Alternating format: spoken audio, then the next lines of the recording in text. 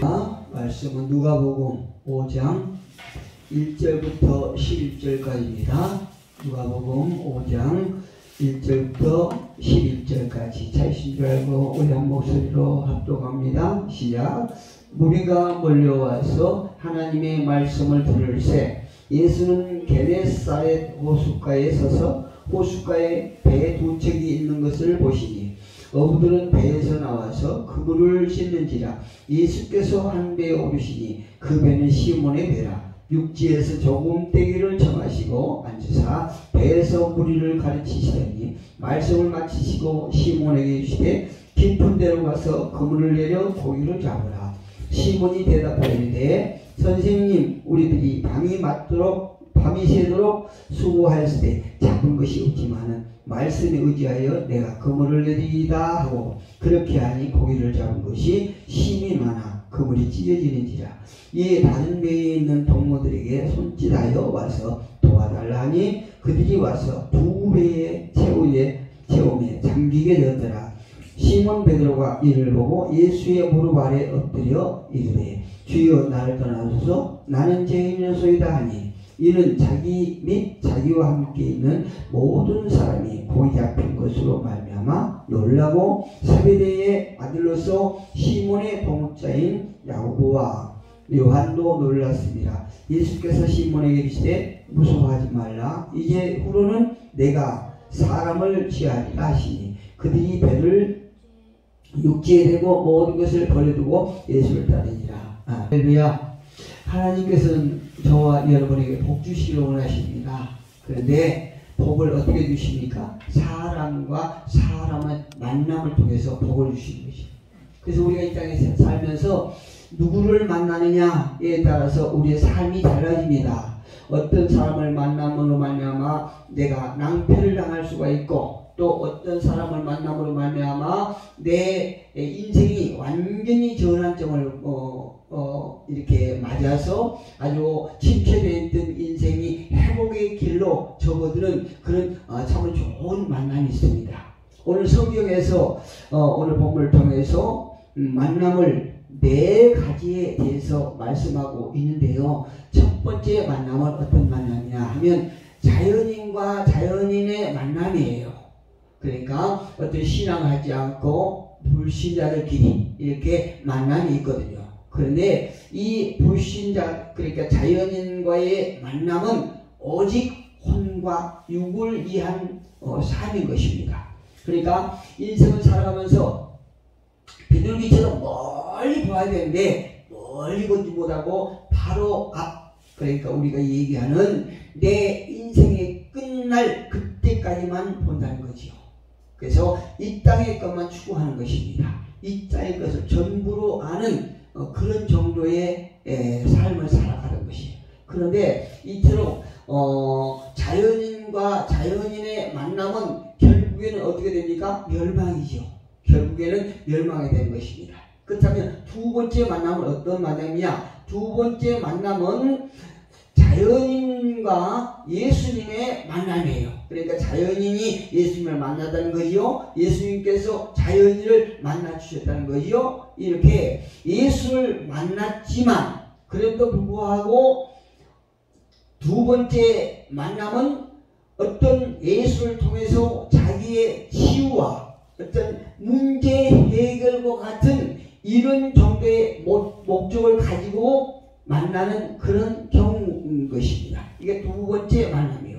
다시 말씀드리면 예수를 통해서 내 삶의 어떤 기적과 이적만을 바라보는 이런 만남이라는 거지요. 이런 사람들은 눈으로 보는 것, 나타나는 것만 기대하면서 예수님과 함께 이렇게 만남을 이어가는 것입니다.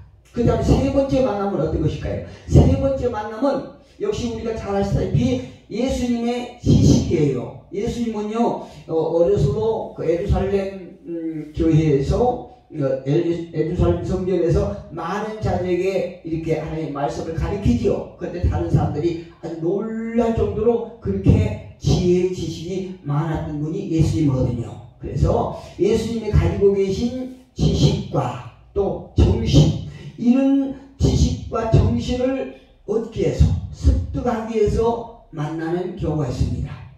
그런데 너무나 감사하게도 예수님과의 만남의 목적을 예수님이 가지고 계신 지식을 얻고 또 정신을 얻기 위해서 만났지만 그럼에도 불구하고 이들이 예수님의 제자가 된 것을 볼 수 있어요. 우리가 이 예수님과의 만남에서 예수님의 지식을 얻기 위해서 예수님 곁으로 늘 따라다니지요. 또 예수님을 따라다니면서 무엇인가 얻기를 했는데 그 사람들이 그 중에서 12제자가 탄생된 것입니다. 그래서 12제자의 만남이 이렇게 예수님의 지식과 정신을 얻기 위해서 이렇게 예수님을 따라다녔던 그런 만남이 세 번째 만남이에요. 세 번째. 그런데 예수님의 지식을 얻기 위해서 또한 정신을 얻기 위해서 따라다니지만 이들은 완벽하지 않았어요. 완벽할 수가 없었지요.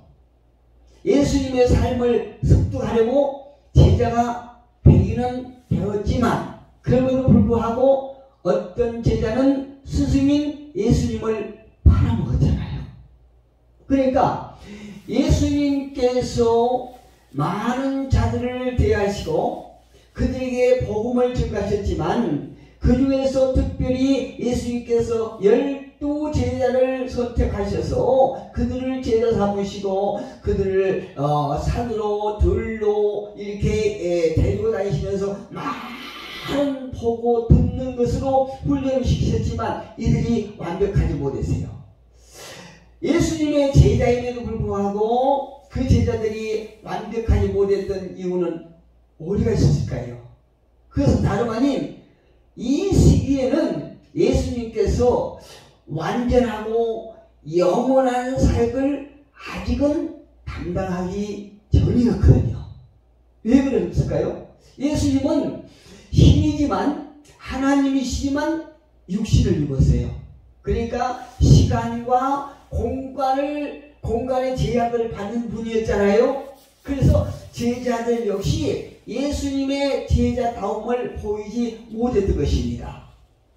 그러나 하나님의 때가 된 걸로 말미암아 예수님께서 십자가에 죽으시고 하나님의 말씀으로 부활하신 후에야 비로소 완전하고 영원한 사역을 감당하게 되시죠.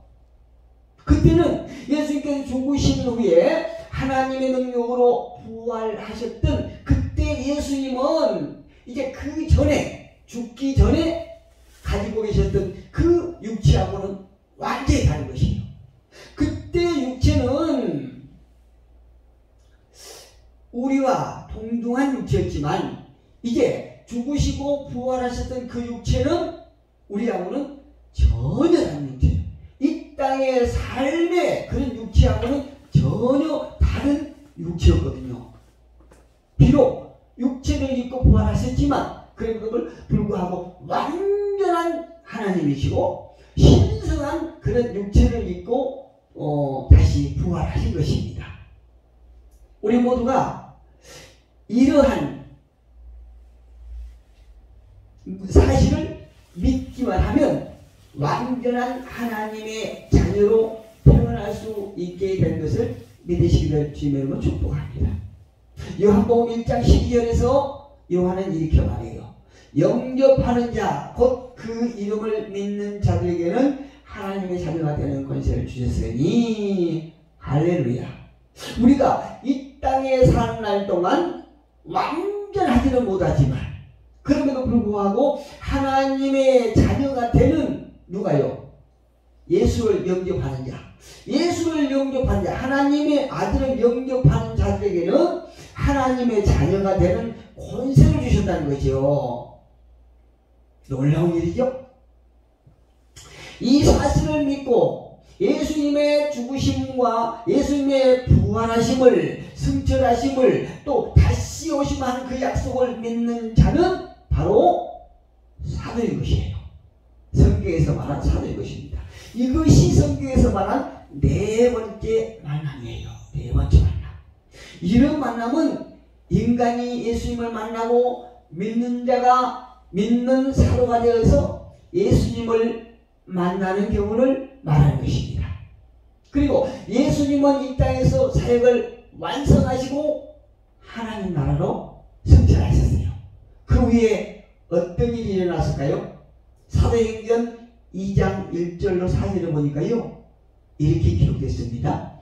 오순절 날이 이미 이름에 그들이 다 같이 한 곳에 모였더니 호련히 하늘로부터 급하고 강한 바람 같은 소리가 있어 그들이 앉은 온 집에 가득하며 마치 불의 혀같이, 불의 혀, 불 중에서 가장 뜨거운 것이 끝이잖아요. 팔락팔락하는데 그 중에서 아래보다는 위로 올라갈수록 뜨거운 거예요.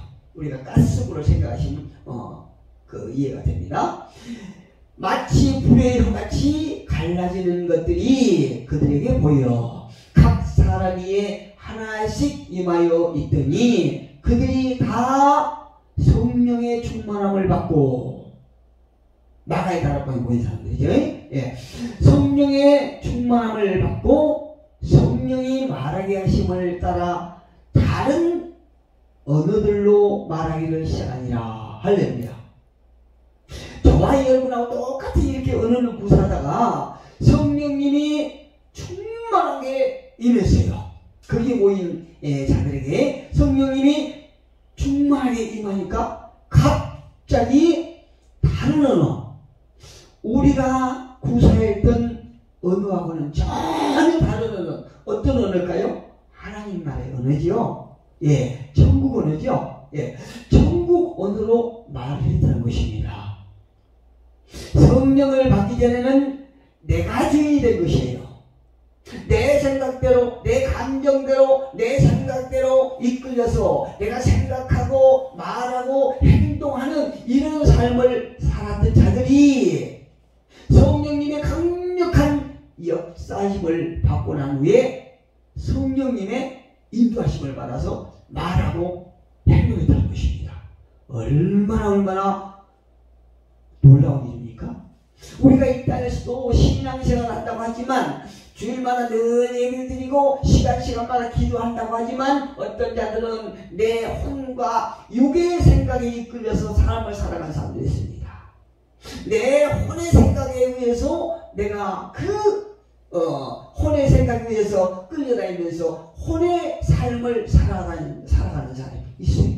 그러나 예수님을 제대로 만난 사람, 즉 사도라고 하는 그 만남을 체험하는 사람은 내가 육신을 입고 이 땅에 살지만, 비록 이 땅의 언어를 사용하고 있지만, 그럼에도 불구하고 내 안에 성령께서 강력하게 역사하심을 따라 내가 성령의 인도하심을 받아 생각하고 말하고 행동한다는 것입니다. 이 땅에 살지만 하나님 나라의 백성다운 그런 삶을 산다는 것이에요. 얼마나 복된 일입니까? 성령의 충만함을 받고 성령이 말하게 하심을 따라 다른 언어들로 말하기를 시작하니라. 저와 여러분이 항상 성령의 충만함을 받고 우리가 이 땅에 살아가지만, 그럼에도 불구하고 이 땅의 것에 매몰되지 아니하고 이 땅의 것만 바라보지 않고 이 땅의 것만 추구하는 것이 아니라 우리가 하나님 나라를 소망하면서 거룩한 백성답게 살아가기를 축원합니다. 영과 혼과 육이 성령의 지배를 받고 성령의 일하심을 순종하게 된 것입니다. 많은 사람이 부모로부터 받은 생명이 아닌 하나님의 생명을 가진 사람들로 변화했던 것입니다. 다시 말씀드리면 신학적인 용어로 거듭났다, 새로운 피조물로 거듭났다, 이렇게 말씀하고 있는 것이에요. 당신은 새로운 피조물이 된 것을 믿으십니까? 내 스스로가 내가 거룩한 백성답게, 구별된 백성답게, 하나님의 백성다운 그런 모습을 보이면서 살아가고 있습니까? 다행히 감사하게도 여러분이 이 사실을 믿는다라고 하면, 그러면 여러분도 사도인 것입니다. 할렐루야. 여러분도 사도의 길을 축원합니다. 사도는요, 예수님과 같은 것을 추구하고 또 영으로 기능하는 새 언약의 일꾼입니다.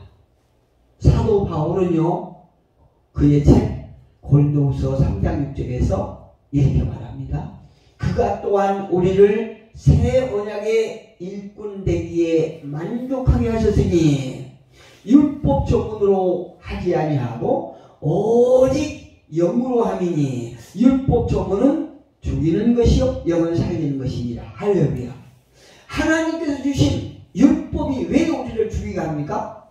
율법은 우리의 죄인됨을 깨닫게 하는 것이에요. 예. 그러나 우리를 살릴 수가 없습니다. 그러나 말씀의 기준에서 성령께서 내 안에 역사하심으로 우리가 그 성령을 통해서 말씀을 이루게 하게 하는 것이거든요. 그래서 우리는 율법은 우리를 살릴 수 없지만 성령은 우리를 살릴 수 있는 것입니다.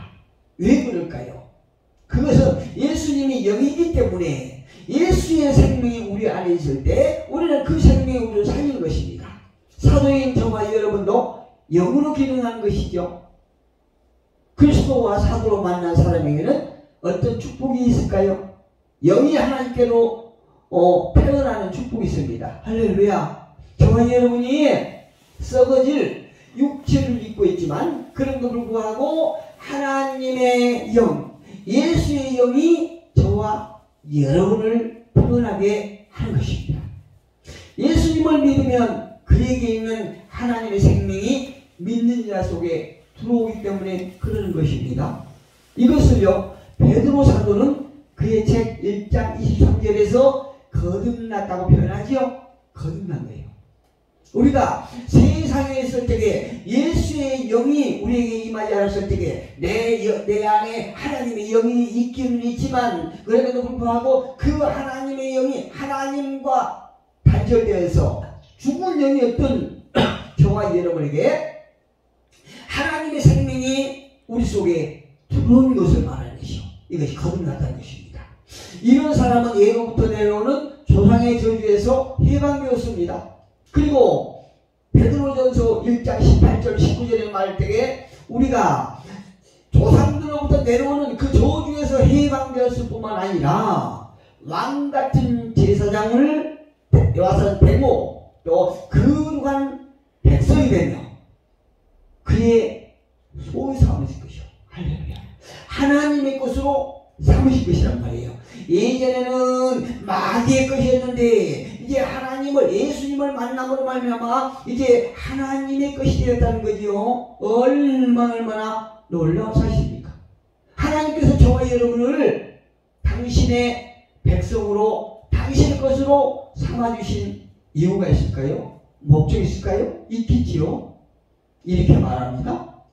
빛에 들어가게 하신 이에 아름다운 덕을 전하게 하기 위해서 하나님의 백성으로 삼으시는 거죠. 저와 여러분이 하나님을 만나는 경험이 있다면 그 경험을 많은 자들에게 전파해야 된다는 거죠. 하나님의 목적이에요. 성경에는 왕같은 제사장의 삶을 거룩하고 또 빛된 삶이라고 말씀하고 있습니다. 어떤 사람은 교회를 늘 알지만 어둠의 삶을 살아가는 사람이 있는가 하면 어떤 사람들은 조용하지만 그래도 불구하고 빛의 삶을 살아가는 사람도 있어요. 이런 사람이야말로 예수의 모습을 나타내면서 살아가는 사람들 것입니다. 저와 여러분이 삶의 어두운 말 또 옳지 않은 행동을 몰아내시기를 주님으로 축복합니다. 그리고 여기서 가장 중요한 것은 저와 여러분이 어떤 행동과 말을 하든지 간에 하나님께서는 당신을 저와 여러분을 왕같은 제사장 또 빛의 자녀로 보신다는 사실이에요. 이것은요 하나님의 절대적인 사랑에서 비롯된 것이요. 한 번 하나님께서 저와 여러분을 당신의 백성으로 당신의 자녀로 삼아주신 하나님께서 저와 여러분이 육신의 이끌 받아서 어떤 부정적인 행동과 말을 할지라도 하나님은 우리를 버리시지 않냐고 여러 가지 방법으로 다시 한번 끌어안는다는 것입니다. 이것이 하나님의 놀라운 절대적인 사랑에서 나오는 것이에요. 그리스도와 사도로 만났기에 의인의 삶을 살고 하나님의 선복으로 살 수 있는 것입니다. 여러분이 죄에 대해서 죽고 의에 대해서 산 사람임을 기억하시기를 부탁합니다. 그러면 삶에 넘치는 치유를 체험하게 될 것입니다. 어부였던 베드로는요, 예수님을 만남으로 사람을 낚는 어부가 되었습니다. 그리하여 제자로 끝난 것이 아니라 사도가 되어서 믿음의 사람으로 기록되는 축복을 받은 것입니다. 예수 그리스도를 믿음으로 하나님께로 태어나 사도가 된 당신, 저와 여러분, 삶에도 이와 같은 그리스도를 만나는 축복이 넘치기를 주님의 이름으로 축복합니다.